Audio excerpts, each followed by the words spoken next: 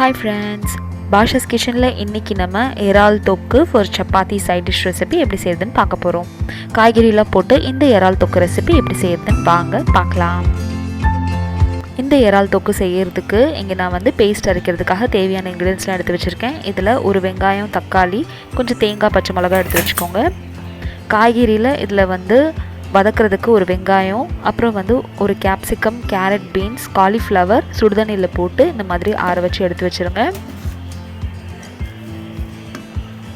Fresh era நல்லா clean பண்ணி wash பண்ணி எடுத்து வச்சுக்கோங்க. இப்போ ஒரு பிளெண்டர் ஜாரில் நம்ம எடுத்து வச்சுருக்க தேங்காய், ஒரு பாதி வெங்காயம், தக்காளி, அப்புறம் ஒரு பச்சை மிளகாய் சேர்த்து அரைச்சி பேஸ்ட்டாக ரெடி பண்ணி வச்சுக்கோங்க. கிரேவி செய்கிறதுக்கு ஒரு பேனில் 3-4 டேபிள் ஸ்பூன் அளவுக்கு எண்ணெய் விட்டுட்டு எண்ணெய் சூடானதுக்கப்புறமா ஒரு பாதி வெங்காயத்தை நல்லா வதக்கிக்கோங்க. ஒரு பெரிய சைஸ் வெங்காயம் நான் இதில் எடுத்திருக்கேன். பாதி வந்து அரைக்கிறதுக்கு சேர்த்துருக்கேன், பாதி வதக்கிறதுக்கு சேர்த்துருக்கேன். இப்போ எடுத்து வச்சுருக்க எல்லா காய்கறியும் சேர்த்துட்டு அதை ஒரு 2-3 நிமிஷத்துக்கு நல்லா வதக்கிக்கலாம்.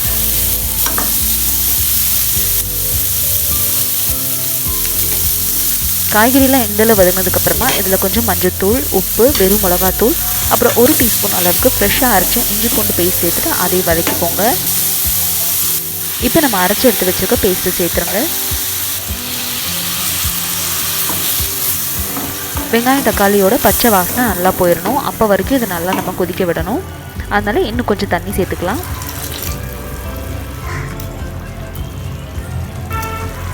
கொஞ்சமாக கொத்தமல்லி இலை சேர்த்துட்டு எல்லாத்தையும் நல்லா கிளறி விடுங்க. ஒரு கொதி வந்த உடனே லெட் க்ளோஸ் பண்ணி லோ ஃப்ளேமில் ஒரு 10 நிமிஷம் வேக விடுங்க. 10 நிமிஷத்துக்கு அப்புறம் வெங்காயம் தக்காளியோட பச்சை வாசனையெல்லாம் போயிடும். அப்போ நம்ம வந்து காலிஃப்ளவர் அப்புறம் எடுத்து வச்சுக்க எறாவை சேர்த்துருங்க. காலிஃப்ளவர் ஏற்கனவே நம்ம சுடுதண்ணியில் போட்டு எடுத்துருக்கோம் அப்படின்றதுனால ரொம்ப சாஃப்ட் ஆயிரும்ன்றதுனால நான் கடைசியாக சேர்த்துருக்கேன்.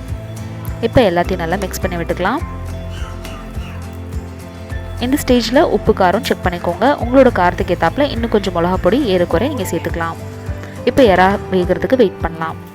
ஒரு 5 நிமிஷம் லெட் க்ளோஸ் பண்ணி மூடி வச்சிங்க அப்படின்னா போதும். நம்மளோட எறா வெந்து நல்லா சுருண்டுரும்.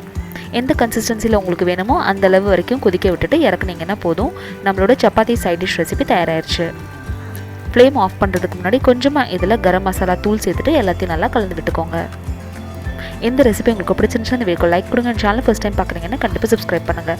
ரொம்ப டிஃப்ரெண்ட்டாக ரொம்ப டெலிஷியஸாக இருக்கும் இந்த சைட் டிஷ் ரெசிபி. எப்பவுமே சாப்பிட்ற எறா தொக்கு சைட் டிஷ்ஷோட இந்த எறா தொக்கு காய்கறியெல்லாம் சேர்த்து ரொம்ப டேஸ்டியாக இருக்கும். கண்டிப்பாக ட்ரை பண்ணி பார்த்துட்டு எப்படி வந்துச்சுன்னு சொல்லுங்கள். இதே மாதிரியான சப்பாத்தி சைட் டிஷ் ரெசிபீஸ்க்கு கீழே டிஸ்கிரிப்ஷன் பாக்ஸில் லிங்க் பாருங்கள். இன்னொரு இன்ட்ரெஸ்டிங்கான வீடியோவில் அடுத்து உங்களை வந்து சந்திக்கிறேன். தேங்க்யூ ஸோ மச் ஃபார் வாட்சிங்.